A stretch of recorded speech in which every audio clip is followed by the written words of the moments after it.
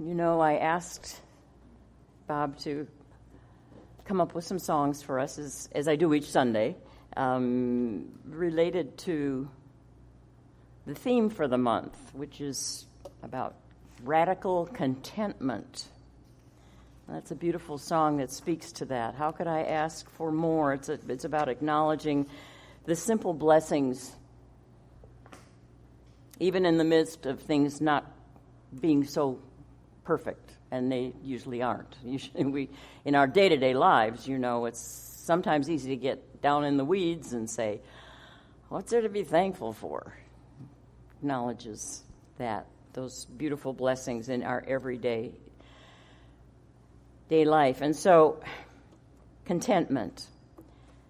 Contentment is about appreciating all that you have, just as the song said, while also reaching for greater experiences. The spiritual traditions, all the spiritual traditions have invited us, in fact, commanded us to be content. The Talmud, the Jewish scriptures say, who is rich? The answer, he who is content with his lot. From Islam, the Prophet Muhammad, riches are not from an abundance of worldly goods, but from a contented mind. And in the Bible, in the Old Testament, it says, be content with what you have, for God has said, I will never leave you or forsake you. And sometimes we don't take time to really think of contentment as a spiritual practice, but it is. It is, and that's what we're going to talk about all month long. Contentment, first of all, let me say, is not complacency. It is not condoning. It is not complying. It certainly isn't resignation. But it is a grounding, a foundation of consciousness so that we can be a conduit for caring and courage and clarity.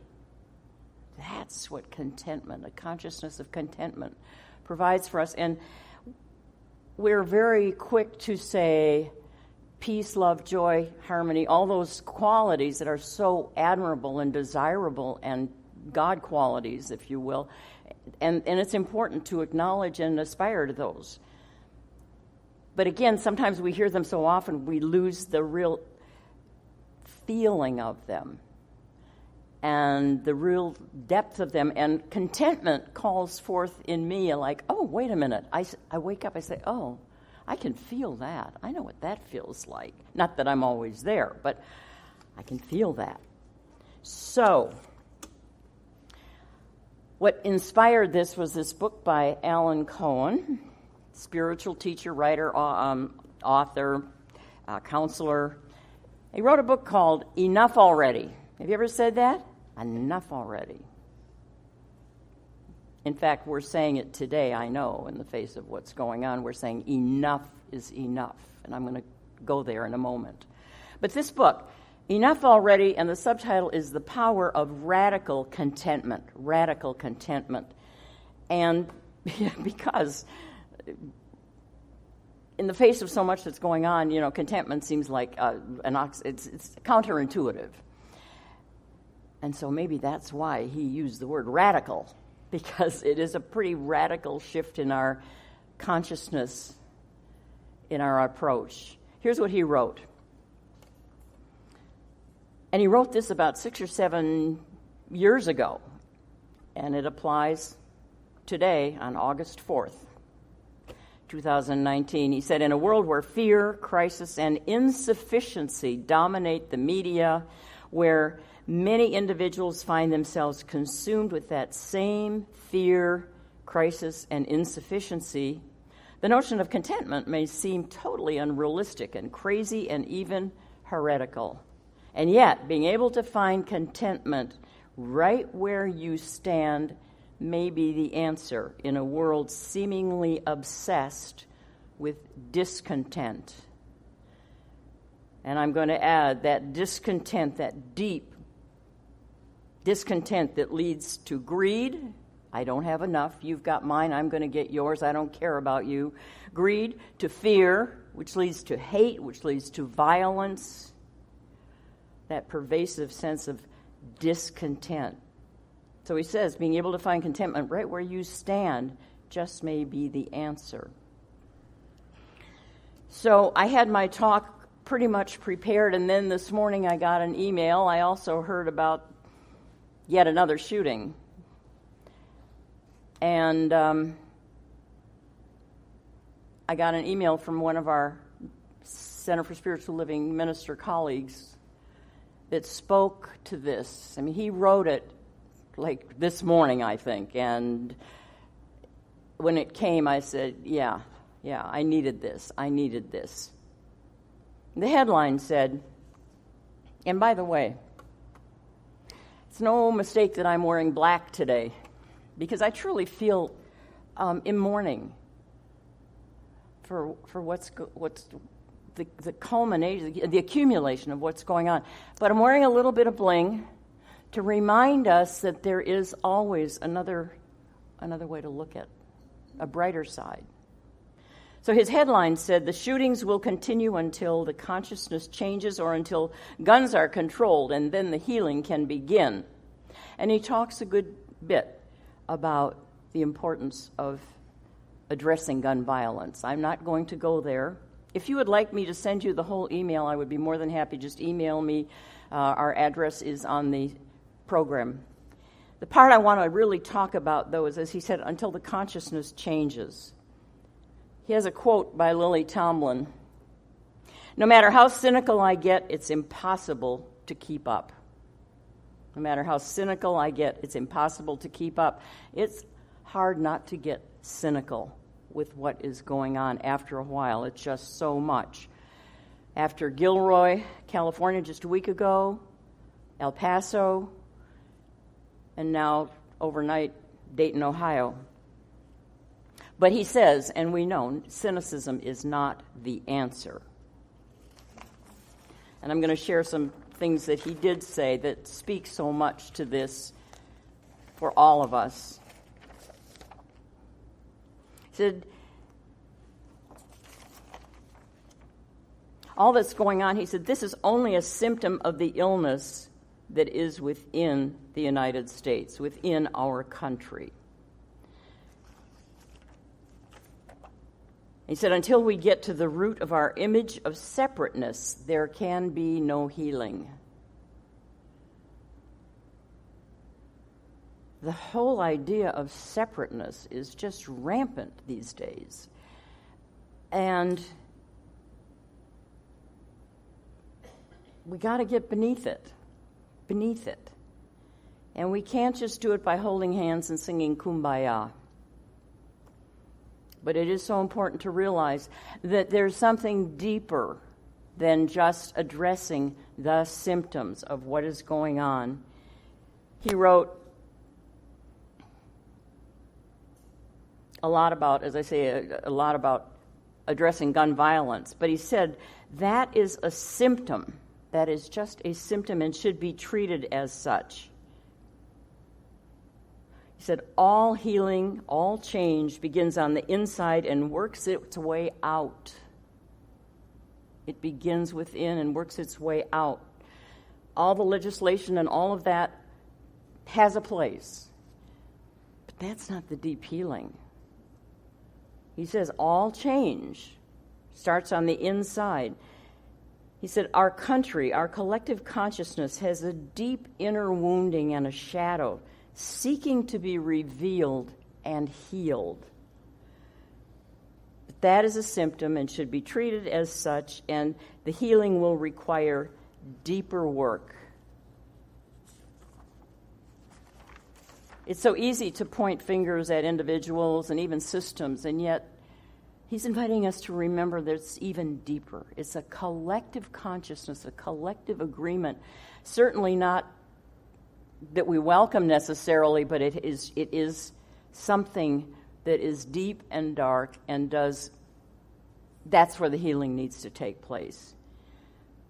But he says this too. He says the good news here is that the raging symptoms being revealed come from a living system that is seeking healing. Do you remember, those of you who were here last week, I think it was, but many times we talk about our inner body has a propensity to be whole, to express its wholeness, always. And what we see as sniffles and cold and aches and pains, those are the symptoms of the body returning to wholeness. Well, he's saying the same thing. These raging symptoms that are being revealed are coming from a living system that is seeking to show its wholeness, to show its healing. And he says, so may we find the wisdom to promote a healing process. He said, as you find the spiritual strength to engage the problems in your world or in the world, look around at the people and the places and things which make the effort worthwhile, that make that effort worthwhile. Let our spiritual awakening and positive actions be based in a consciousness of gratitude, and I'm going to add contentment, which goes back to that song that Bob sang. So what Jim says, Reverend Jim, in this whole article, is saying that there's some serious things going on. And we do have a mandate to be the instrument of healing from within. But in the meantime, let's not lose sight of the things that give us the impetus to go on and be instruments of that healing, the blessings in our lives, the people in our lives. Carl Jung, he quotes, said that if you find the psychic wound in an individual or a people, there you will also find the path to consciousness. You'll find their path to consciousness. You find the psychic wound in an individual or a group, and you will find in there their path to consciousness. For it is in the healing of our psychic wounds that we come to know ourselves. And remember, Carl Jung had also said, and as has Dr. Ernest Holmes, the architect of our philosophy, to know yourself is to know God. To know God is to know yourself. And so it all comes back to what we explore and examine every single Sunday here. It always starts from within. Enough is enough.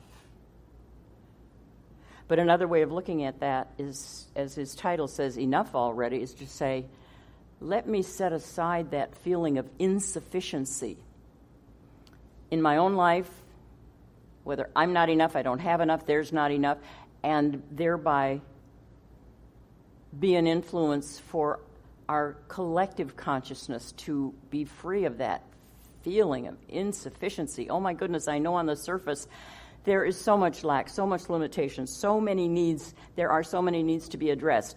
But underneath is, as he said earlier, and is that sense of not enough, insufficiency. And so let's say, wait, enough already. There is enough, and I'm going to tap into the place where there is enough, which is within. I had my minister mentor, was it 30 years ago? So that was another era, another generation. And he used to be very abrupt and kind of off-putting sometimes in the things he would say, but he knew the principles we're talking about. And he used to say, there are a lot of problems in the world, but the way to solve the problems of the world is just don't be one of them.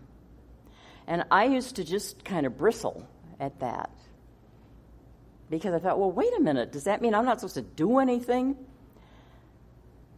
And I say, no, that is not what it means at all. I think it comes right back to what we're talking about. Start right here in me, that I am not the one harboring the violence and the darkness and the blame and the hatred and the fear and the not enoughness, that I am not one of those problems. And then always ask, what is mine to do? I am never saying, don't take action.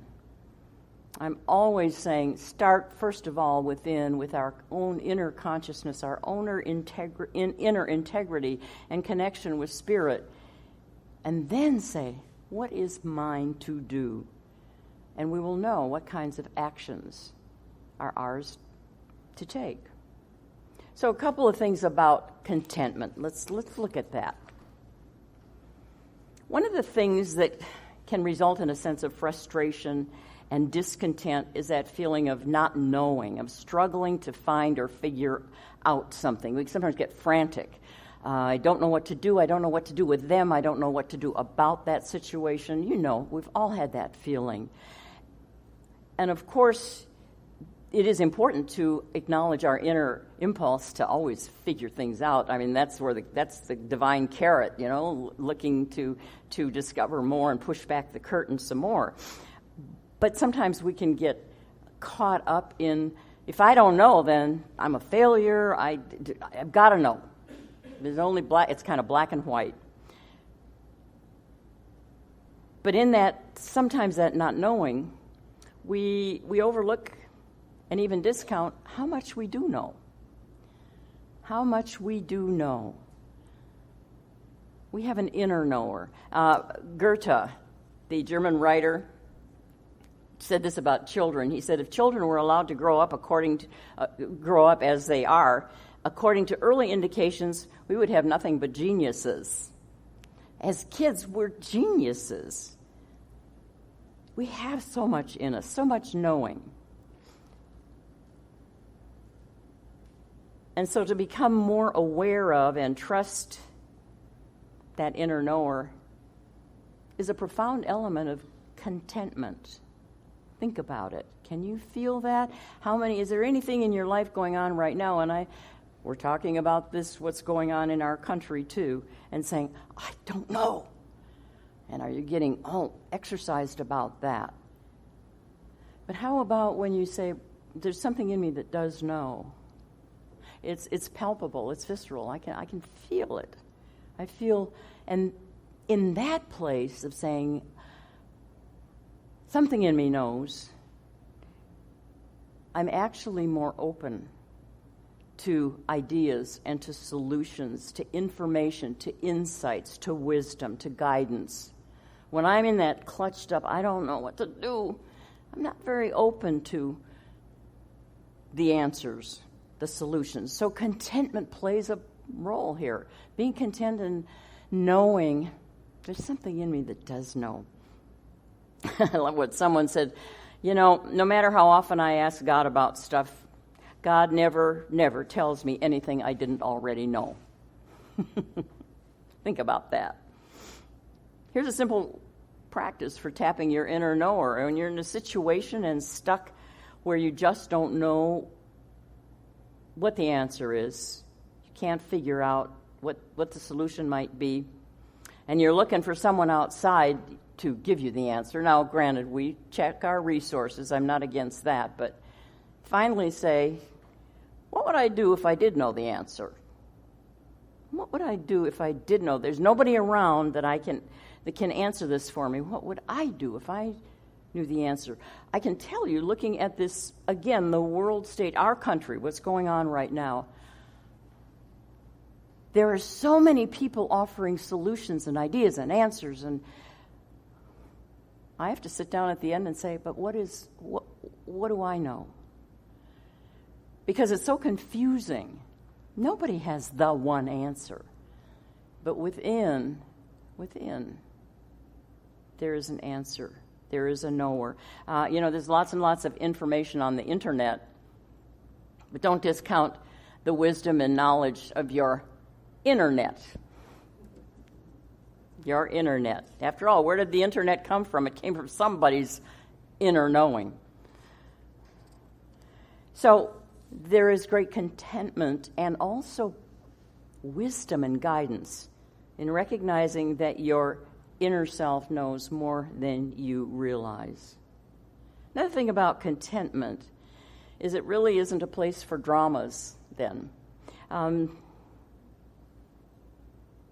Again, in the face of what's going on, it can, on our national stage, it can feel like I can get into kind of drama. Can you? I get all frothed up and all, into making it a huge drama. Doesn't mean it's not serious. But we don't need to slip into drama, which is the opposite, again, of being in a place of contentment and peace and then openness to productive solutions. Someone said, just because you shine in a crisis or in a drama doesn't mean you need a crisis or a drama to shine. But you may be one who says, yeah, I can handle, I do my best work under pressure in a drama, in a crisis. Maybe so. But let's just remember that's not required. That's not required for us to shine. We all have challenges. And challenges can coexist with contentment. They really can. And again, challenges are only drama-worthy when our small ego self responds. And so when you're looking at what's going on in our country, or maybe something in your life or in your community or around people around you, and you're so upset by it, chances are it's your small ego self. I'll just speak for myself. It's my small ego self that's up in arms and responding and making it into a drama. But if I can drop back into a place of contentment, that opens me up to many more options, to many potential solutions. Reminds me of a story of my dear friends Alan and Joel, who lived in Brooklyn in a brownstone for a number of years. They had 2 cats, Ernest and Emma. Ernest was named after Ernest Holmes, and Emma Curtis Hopkins was Emma. And, Ernest and Emma in our philosophy were giants. Emma was the white cat, Ernest was the black cat. Emma was the diva, and Ernest, well, here's how Ernest lived his life, and he's our model for today. He's our spiritual master. They came home, Alan and Joel, from somewhere one day, and they discovered that the whole ceiling in one part of their place had fallen in. I mean, there's just this huge pile of debris. And, of course, how would you respond? Like, not with contentment, certainly, but drama, and like, what are we going to do? Until they saw Ernest on top of the heap taking a nap. Sometimes, and that didn't make the situation any worse. In fact, it improved on it a little bit. So, let's realize the creative impact of our consciousness. We talk about that all the time, the ripple effect. And quantum science tells us about the observer effect. It tells us impossible to conduct a purely objective experiment because the mere presence of the experimenter influences the results. I mean, we are putting it out there. We are influencing everything in our energy field. And you have that influence in your community, in your world, in your day-to-day life. So are you putting out an energy vibe? It's like a vibration, everything is vibration, so an energy. Is yours one of discontent and dissatisfaction, or are you putting out an energy vibe of contentment? Just check it out, try it out, and see how your day goes. See how people around you respond, depending on, are you in that frazzled energy vibe, or are you in contentment? Because the thing is, you'll always find not what you're looking for, but you will find what you are looking from. What you're looking from. And that's why I'm coming back to contentment, a consciousness of that equanimity, that foundation, which then allows us to be a conduit for compassion and for caring and for clarity. There is an organization, an institute called the Institute of Heart Math. How many of you have heard of the Institute of Heart Math? A few of you have. Incredible scientific work that they are doing, and they've been since 1991, so this is not a fly-by-night sort of thing. Check it out on the internet. Your internet too, but you could go to the internet for that one.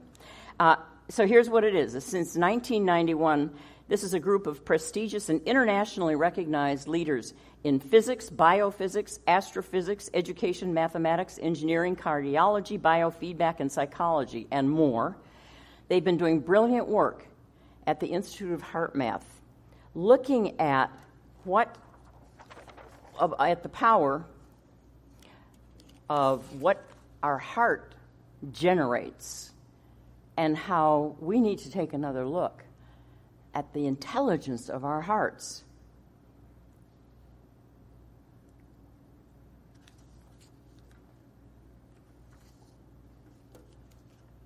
I lost a page, but I'm going to do it from memory, from the best I remember. What they're saying, what they're discovering is that your heart puts out, it's the largest electromagnetic field of the whole body. It puts out more vibes, more electromagnetic signals, energy, than the brain. It communicates with the brain also. And it informs the brain often, and we've experienced this. My heart knows before my head knows. You know what I mean? There's science to support that now. And they found that when you're in a peaceful, harmonious place, and I'm going to add contented, your body and your brain, complements of your heart, begin to experience all sorts of benefits that contribute to mental clarity, ability, and better decision-making. I would say we could use a little dose of that. I mean, we could use a whole lot of that to know what's going on. But just think about what if we would pay attention to our heart and help our heart to be that informant. See, research findings have shown that as we practice this, our heart generates a coherent electromagnetic wave into the local field environment that facilitates social coherence, whether in the home, the workplace, the classroom, or sitting around a table. And so they go on to say, as more individuals radiate this heart coherence, I'm going to say again, this contentment, it builds an energetic field that makes it easier for others to connect at the heart level. So it's possible that enough people building individual and social coherence could actually contribute to an unfolding global coherence. They're making that connection and drawing on the many, many, many experiments that have shown the power of the vibration of the heart. Every individual's energy, they write, affects the collective field environment. Well, we talk about that ripple effect. I've mentioned that so many times. It's from our heart. I mean, you don't have to be of any religious persuasion. This isn't even about that. This is about recognizing our biology. This means that each person's emotions and intentions generate an energy that affects the field. And a first step in diffusing societal stress in the global field is for each of us to take personal responsibility for our own energies. It always comes back to the individual. These findings, it says, show how consciousness can actually transform the physical material world. And this validates the idea that if we can change our inner world through contentment, gratitude, love, kindness, we can change our outer world to being those same qualities. So I give you not only what the spiritual masters have said, the current writers say, and what science is saying. We can do this. And we don't have to go out and feel despair and overwhelm endlessly. We have to feel all our feelings, no question. I'm not saying try to paint a happy face on what's going on, but I am saying don't stop there. Let's take what we know, again, that we can do by our own inner work. Dr. Holmes writes, this is not an escape from any present condition which is unhappy or unwhole. He said, this is really the act of fulfillment, the moving into a greater sphere of action and life with certainty, with calm, with confidence, and limitless trust. It's not hiding, it's not escaping, it's not making nice. It's going to where the real power is. And so, the spiritual truth that makes all of this possible, that makes it so that we can live in that rich, rich base of contentment, knowing that it is not a stopping off place, knowing it is a fertile ground for all of the qualities that we want to see.